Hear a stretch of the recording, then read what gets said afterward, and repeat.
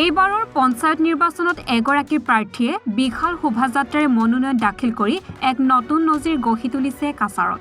প্ৰাৰ্থীগৰাকী জিলা পৰিষদ বা আঞ্চলিক পঞ্চায়তৰ সদস্য পদৰ বাবে নহয়, গ্ৰুপৰ সদস্যৰ প্ৰাৰ্থী। মনোনয়ন দাখিল কৰিবলৈ বাহনৰ এক বৃহৎ শোভাযাত্ৰাৰে বৰখলা ব্লকত উপস্থিত হয় বুঢ়ীবাইল জিপিৰ গ্ৰুপ নং 7ৰ প্ৰাৰ্থী ফাতিমা বেগম লস্কৰে।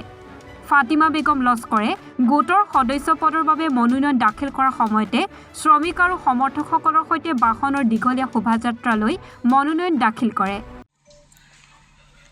আমরা বুঢ়ীবাইল জিপির 7 নম্বর গ্রুপ চাঁদপুর পঞ্চম খণ্ডের গ্রুপ সদস্য ফাতিমা বেগম লস্কর আমার সহধর্মিনী এলাকার মানুষে আমার খুব দেখা যায় সাপোর্ট করছেন যে আপনি এবার প্রতিদ্বন্দ্বিতা করেন গ্রুপ সদস্য, আমরা আপনার বিজয়ী কর্ম ও হিসাবে আমি আমার সহধর্মিনী এই গ্রুপ সদস্য প্রার্থী আর সবর দোয়া আশীর্বাদ লইয়া আজকে সারা লইয়া আমি মনোনয়নপত্র জমা দেওয়া যাইয়ার আর আপনার মাত্র আমার অন্যান্য ভোটারগুলোর কাছেও আমি সবর দোয়া আর আশীর্বাদ চাই মনোনয়ন দেওয়া যাইয়ার মাঝে।